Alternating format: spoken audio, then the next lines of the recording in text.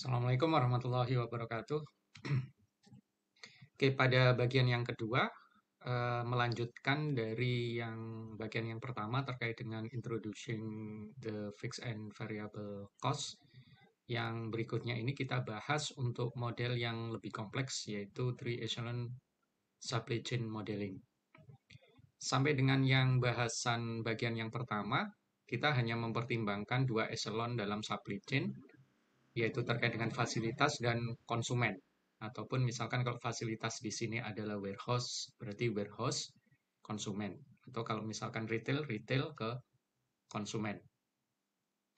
Nah, dan kita juga sudah memodelkan dalam model two echelon supply chain itu dengan beberapa constraint gitu ya, mulai dari yang distance base, kemudian outbound transportation dan juga kapasitas.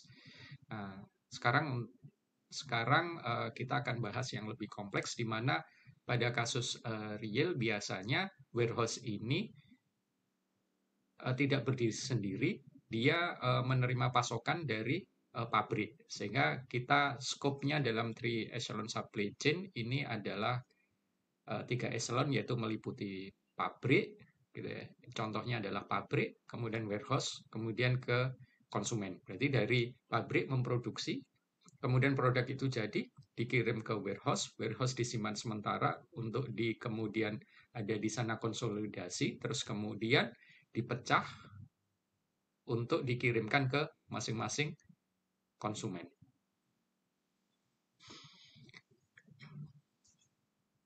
Ya, tentunya nanti kita akan apa dihadapkan pada pilihan di mana kalau misalkan nanti ada beberapa kasus, contohnya adalah kalau misalkan plan ini fix gitu ya, sudah tetap, kemudian lokasi ke konsumen juga tetap, dan nanti yang dilihat ataupun dipertimbangkan adalah jumlah warehouse yang dibuka, ya berarti nanti fokusnya adalah di warehouse tersebut, di mana warehouse tersebut nantinya ada dua kondisi gitu ya, dua kondisi di mana eh, nantinya kan apakah lokasi itu dipilih mendekati ke pabrik atau lebih mendekati ke konsumen. Nah, nanti akan kita bahas di sana.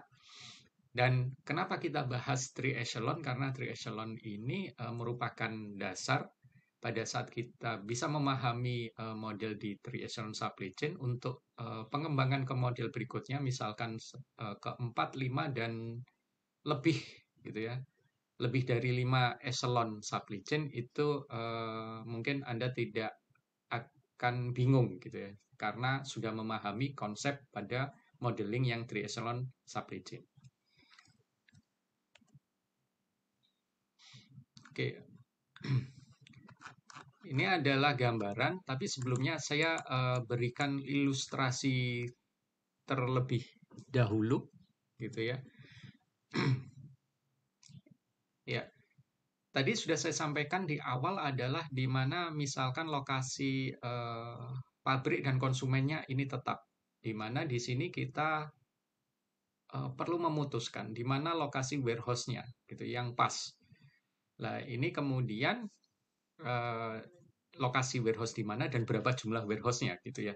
Dan di sini gambarannya adalah seperti ini gitu ya, di mana ya, di mana di sini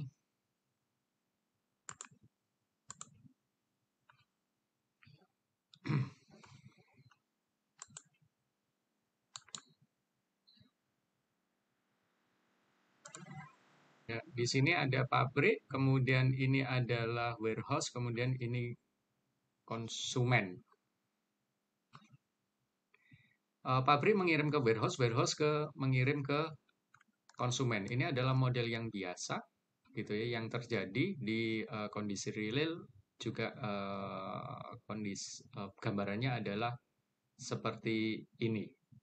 Nah, kemudian ada dua kasus gitu ya, di mana tadi sudah dijelaskan adalah keputusannya adalah memilih lokasi dari warehouse. Nah, tantang kasus pertama atau alternatif pertama adalah warehouse itu ditempatkan agak dekat dengan pabrik dan cukup jauh dengan konsumen.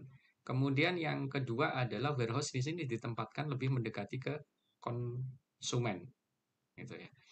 Nah, perbedaannya adalah di sini yang satu ini bisa lebih dekat ke pabrik ataupun mungkin di tengah-tengah, yang satunya lebih mendekati konsumen dengan skema pengiriman yang sama tentunya gitu ya. Yang pertama adalah ini truckload, berarti kan dengan kapasitas maksimal dikirim banyak ke warehouse, kemudian dipecah menggunakan less than truckload gitu ya. Dengan angkutan berarti armada yang lebih kapasitasnya lebih kecil menuju ke masing-masing konsumen. Sama juga dengan ini, cuman perbedaannya adalah di sini jarak truckload-nya dari pabrik ke warehouse itu jauh lebih pendek dibandingkan yang kasus kedua. Untuk kasus yang pertama lebih pendek dibandingkan kasus kedua. Sedangkan untuk jarak yang ditempuh LTL untuk kasus pertama ini lebih jauh dibandingkan kasus kedua. Nah, tentunya kemudian muncul pertanyaan gitu ya. Mana kemudian antara kasus 1 dan 2 ini yang menghasilkan biaya yang lebih rendah gitu ya. Nah, kalau kemudian bayangan contohnya gitu ya, biaya truckload dan LTL ini sama gitu ya.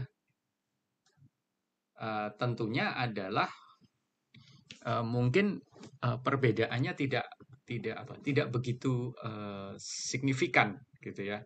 Tetapi bisa jadi tetap ini karena menempuh jarak yang lebih jauh ya ini lebih mahal. Tetapi lebih signifikan kalau misalkan biaya LTL ini misalkan jauh lebih mahal dibandingkan truckload. Nah, dengan yang warehouse lebih mendekati konsumen ini pasti gitu ya bisa dipastikan ini secara total itu biayanya lebih murah gitu ya. Karena apa? Di sini truckload ini bisa hanya sekali kirim, kemudian di sini 3 kali kirim. Kalau biayanya tinggi untuk per unit kilometernya, berarti kalau semakin jauh seperti ini, berarti kan semakin mahal. Sedangkan ini kan semakin pendek, gitu ya. Berarti ini semakin murah.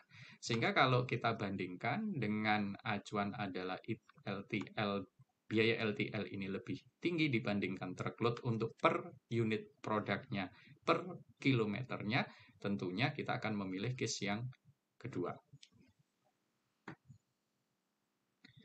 Lah, kemudian kasus itu akan berkembang gitu ya, di mana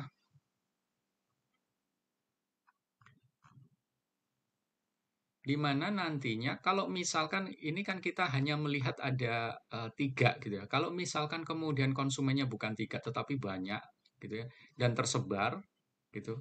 Terus kemudian hanya satu gudang melayani banyak konsumen dan tersebar dan ada yang dekat, ada yang jauh. Tentunya ini juga apa untuk biaya LTL-nya atau outbound cost-nya ini juga bisa jadi tinggi gitu ya. Nah, karena ada yang jauh, ada yang dekat, jaraknya ada yang pendek, ada yang jauh, maka kemudian alternatif kedua ada kasus yang ketiga. Kita bandingkan berikutnya adalah kasus kedua dengan kasus ketiga. Kasus kedua ini sama tadi, gitu ya, hanya satu gudang.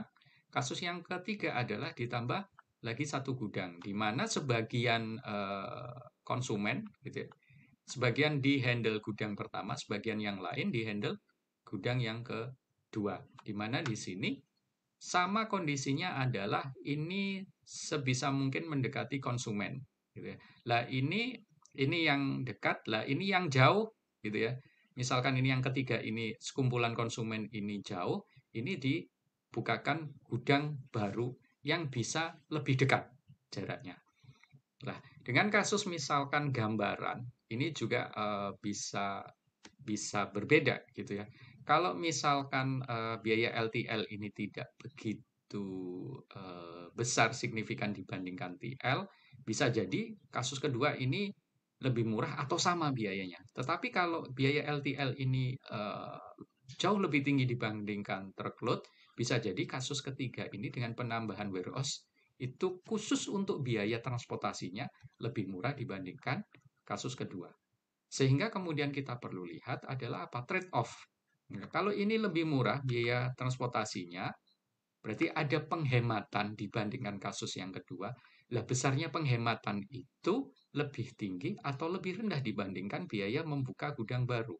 Kalau kemudian penghematan itu lebih tinggi dibandingkan biaya membuka dan mengoperasionalkan gudang baru, maka ya pilih yang kasus ketiga. Tapi kalau lebih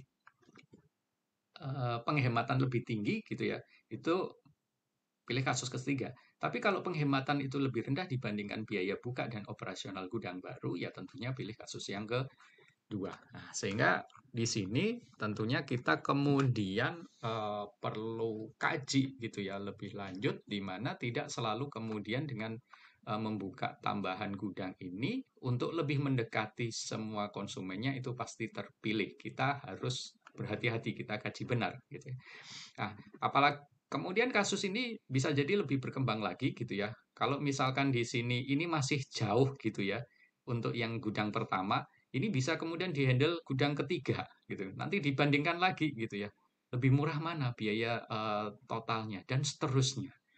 Nah, sehingga dengan penambahan 1 sampai N gudang gitu ya atau 1 sampai I gudang, kita kan biasanya pakai indeks I.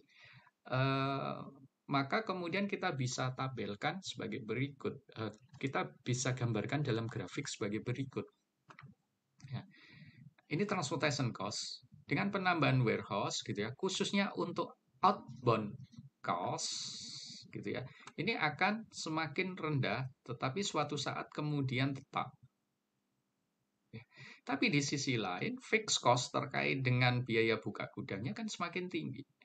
Nah, sehingga nanti ada titik perpotongan di sini, ini adalah merupakan titik optimal di mana ini merupakan kombinasi dari biaya total bukan perpotongan. Ini kemudian kalau kita jumlah gitu ya, maaf, transportation cost dan juga fixed cost, ini ada total cost gitu ya, yang di grafik garis atau kurva gambar hijau. Nah, kemudian di biaya total di sini tentunya ada titik optimal atau titik terendah atau biaya total biaya terendah dan itu adalah merupakan keputusan yang optimal. Di mana kalau untuk gambaran kasus ini gitu ini adalah jumlah optimalnya adalah membuka 5 gudang. Di mana total biayanya baik yang meliputi fixed cost gitu ya. Fixed cost ini untuk buka fasilitas tadi dan mengoperasionalkan biaya operasional yang fix gitu ya ditambah dengan biaya transportasi itu ini paling rendah. Nah, sehingga inilah kemudian yang kita cari untuk nanti di apa kasus 3 echelon supply chain. Oke, dari gambaran sini tentunya ini kan terkait dengan tadi sudah saya sampaikan di awal. Di sini meskipun 3 echelon yang berubah atau yang dipilih gitu ya untuk buka atau tidaknya itu adalah fasilitas yang di tengah echelon yang kedua yaitu gudang diasumsikan untuk lokasi konsumen dan lokasi pabriknya ini adalah tetap. Sehingga dengan kasus seperti itu kita bisa modelkan dalam formulasi matematis adalah sebagai berikut. Gitu ya. Ya, yang pertama adalah di sini ini merupakan biaya terkait dengan biaya variabel, yaitu meliputi biaya variabel transportasi dari pabrik ke gudang dan biaya variabel dari pabrik. Sedangkan biaya variabel kedua adalah di sini terkait dengan transportasi dari gudang ke konsumen dan biaya variabel dari operasional gudang. Yang terakhir adalah biaya fix terkait dengan pembukaan dari gudang. Kenapa di sini tidak ada biaya fix untuk pabrik? Karena di sini tadi sudah saya sampaikan diasumsikan pabriknya tetap gitu ya. Kecuali kalau misalkan nanti kasusnya 3 eselon gitu ya. Selain gudang gitu ya untuk ditentukan berapa jumlah gudang yang dibuka, juga ditentukan berapa jumlah pabrik yang dibuka. Nah, untuk kasus seperti itu tentunya di sini muncul biaya fix terkait dengan pembukaan pembukaan dari fasilitas pabrik. Karena diasumsikan tetap ya di sini kita tidak bahas untuk fixed cost dari pabrik. Nah, untuk constraint-nya sama dengan yang sebelumnya gitu ya. di mana untuk kasus-kasus yang untuk atau model yang untuk 2 eselon gitu ya. Di sini adalah untuk constraint single sourcing. Kemudian di sini adalah batasan warehouse yang dibuka, ada Pmin dan Pmax-nya. Kemudian di sini adalah option gitu ya. Gudangnya ada beberapa option gitu ya. Pada saat dipilih satu opsi, opsi yang lain tidak mungkin untuk dibuka. Kemudian ini adalah batasan kapasitas dari gudang dan ini adalah keseimbangan di mana unit yang dikirim dari pabrik gitu ya sama dengan unit yang dikirim ke konsumen gitu ya, jumlahnya sama, berarti kemudian tidak ada yang disimpan di pabrik, asumsinya seperti itu. Nah, kemudian di sini adalah ada batasan kapasitas pabriknya, berarti yang dikirim ke gudang itu tidak boleh melebihi kapasitas pabrik. Sedangkan untuk constraint yang 8 ini sama seperti yang di kasus 2 eselon, di mana kalau ini gudang itu dibuka, gudang ini bisa mengirim atau tidak mengirim ke konsumen. Kemudian untuk ini constraint-constraint yang berikutnya ini sama gitu ya, binary, yaitu terkait dengan alokasi atau assignment dari gudang ke konsumen. Kemudian ini adalah dibuka atau tidaknya gudang. Kemudian yang terakhir di sini adalah terkait dengan ZLI, ini adalah unit yang dikirim dari pabrik ke gudang. Sehingga yang baru di sini adalah gitu ya, tentunya ini Z, produk yang dikirim dari pabrik ke gudang, kemudian kapasitas pabriknya, kemudian biaya transport dari pabrik ke gudang, dan juga biaya variabel dari pabrik. Kemudian untuk objektif fungsinya juga baru ada penambahan tadi, biaya total produksinya dan pengiriman ke gudang gitu ya. Terus kemudian ini tadi yang keseimbangan gitu ya, conservation flow, yaitu total inbound gitu ya harus sama dengan outbound. Berarti kalau gambarannya di sini gitu ya, kalau kita gambarkan di sini total inbound gitu ya, tapi unitnya gitu ya. Unit yang dikirim ke gudang itu totalnya sama dengan unit yang dikirim ke konsumen dari gudang. Seperti itu. Oke, itu saja. Nah, sehingga setelah kita modelkan ini, berikutnya adalah kita selesaikan dengan menggunakan Siplek.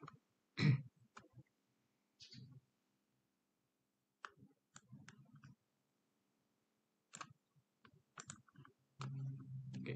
Seperti biasa, kita definisikan dulu parameter-parameternya dan decision variable, kemudian objective function dan juga constraint. Untuk parameter di sini adalah tipe string untuk pabrik, gudang, konsumen, ya, dan juga untuk opsinya, opsi gudang.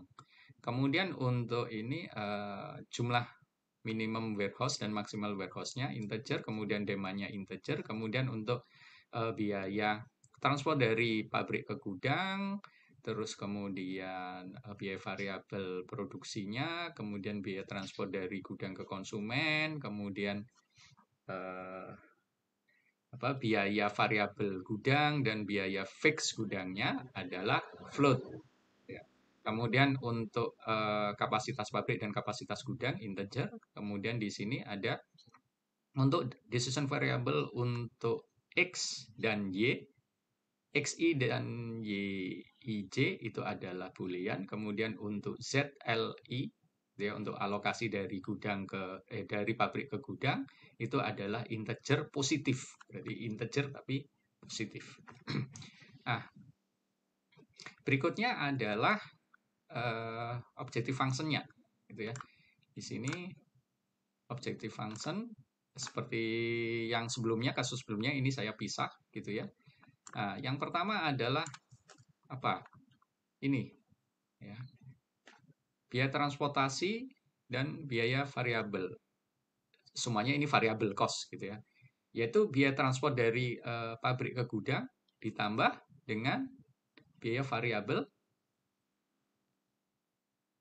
yaitu biaya produksi dari pabrik gitu ya, dikalikan dengan alokasi. Ya, ini kan ZLI, alokasi dari pabrik ke gudang. Nah, ini adalah biaya variabel.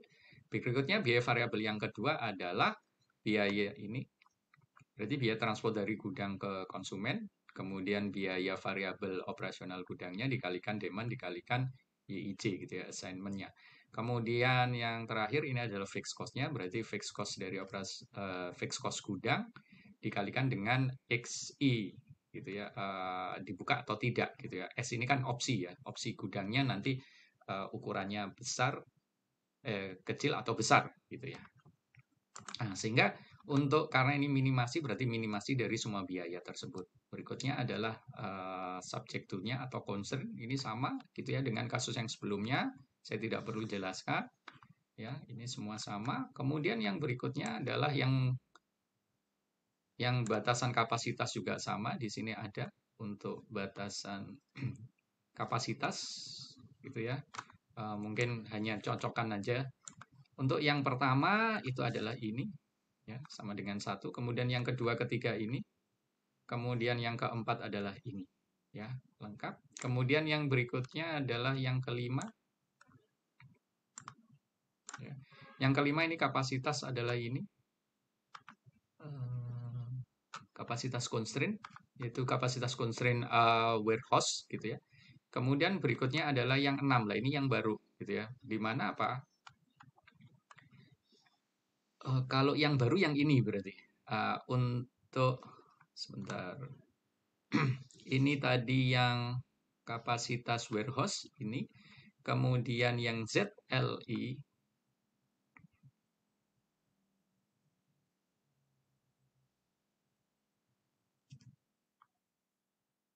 kalau yang ini adalah ini yang 8 gitu ya, di mana kalau dibuka gudang tersebut dibuka bisa melayani atau tidak melayani. Itu yang ini. Kemudian yang berikutnya ini adalah kapasitas batasan kapasitas dari pabrik gitu ya. Lah batasan ini alokasi berarti yang kesetimbangan tadi. Berarti jumlah yang dikirim sama yang dikirim ke warehouse sama dengan jumlah yang warehouse kirim ke konsumen gitu ya. Itu adalah ini yaitu ZLI yaitu ini ZLI sama dengan demand dikalikan YIC yaitu yang dikirim ke konsumen. Berikutnya yang terakhir yang 7 itu adalah ini. Gitu ya. Di mana ini batasan kapasitas dari pabriknya yaitu yang dikirim ke gudang tidak boleh melebihi kapasitas. Oke. Untuk yang ini semua ini kan batasan pendefinisian variabel keputusan sudah didefinisikan di awal.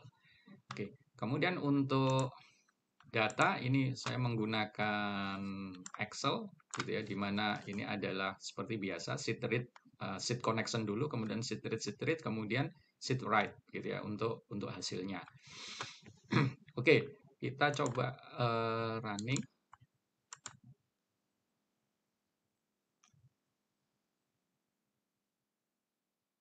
Ya, sekarang kita buka.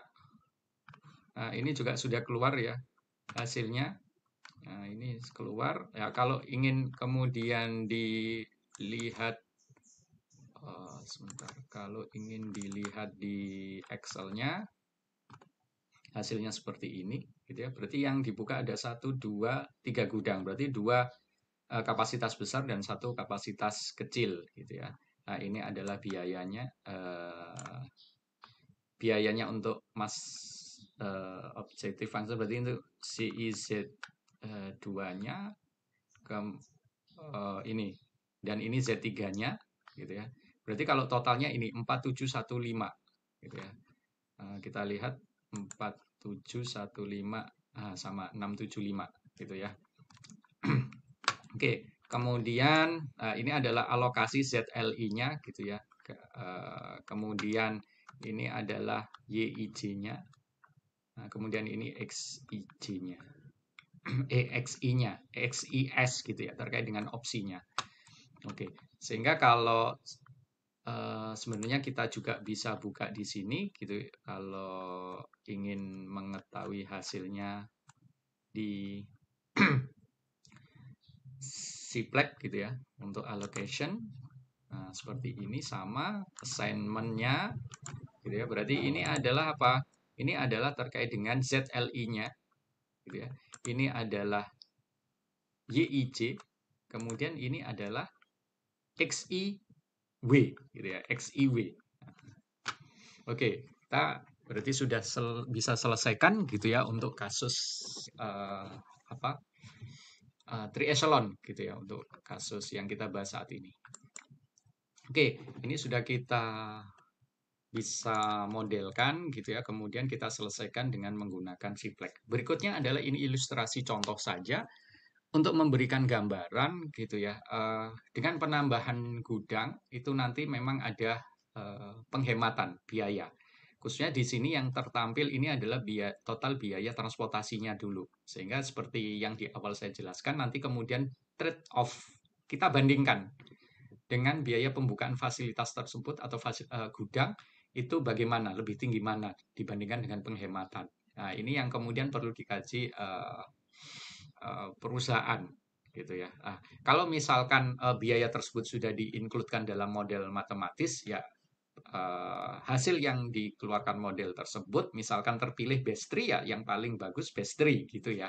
Tetapi ini sebagai gambaran gitu ya untuk mengetahui gitu ya jalannya model dan gambaran kalau misalkan kita hitung secara manual gitu untuk mendapatkan hasil optimalnya.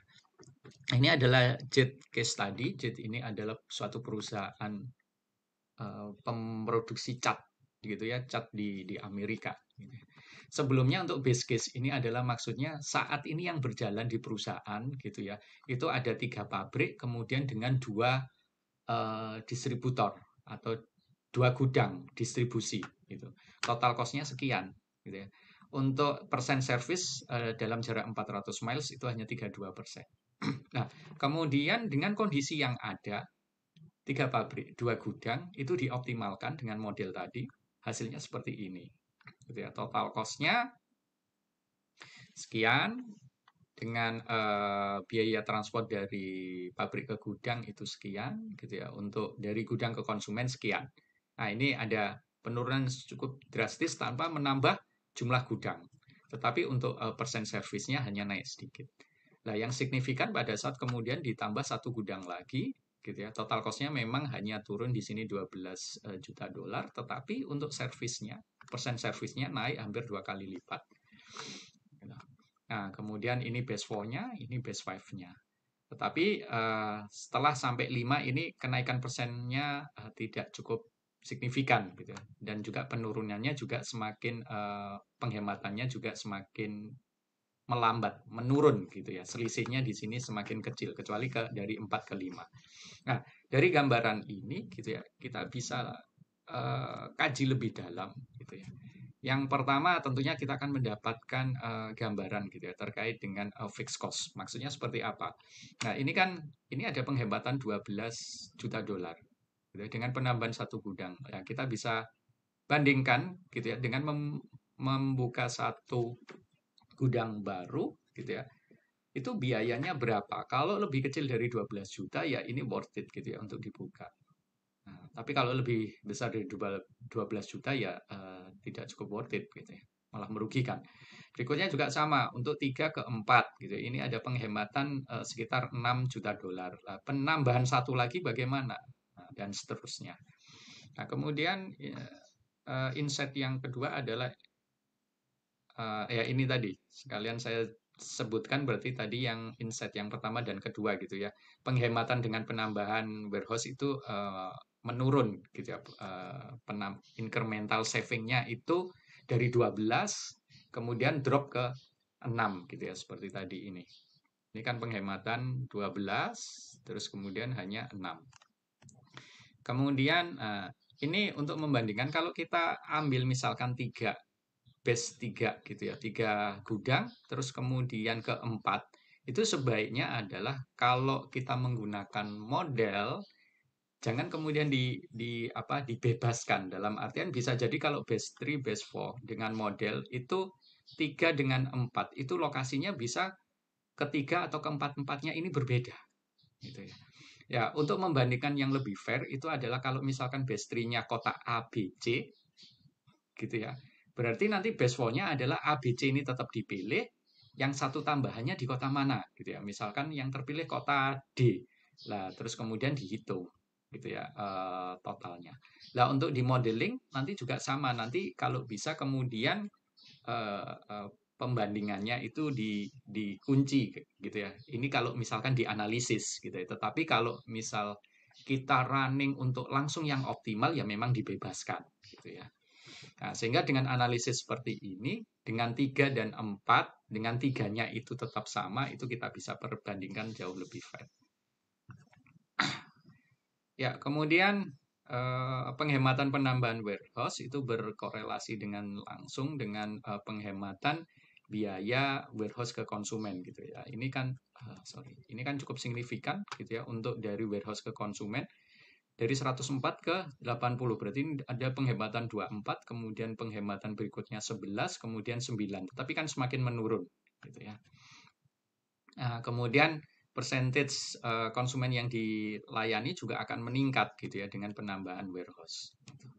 Nah, ini yang insight yang kita bisa dapatkan dari optimisasi dari three echelon supply chain, di mana memang dengan gambaran ini kita tidak bisa kemudian memang hanya mempertimbangkan misalkan untuk penambahan fasilitas baru itu hanya mempertimbangkan misal biaya transportnya saja, tetapi juga harus transport dan biaya operasional yang variabel. Kita juga harus mempertimbangkan fixed cost-nya juga gitu. Sehingga fixed cost di sini nanti kan ada trade off gitu ya.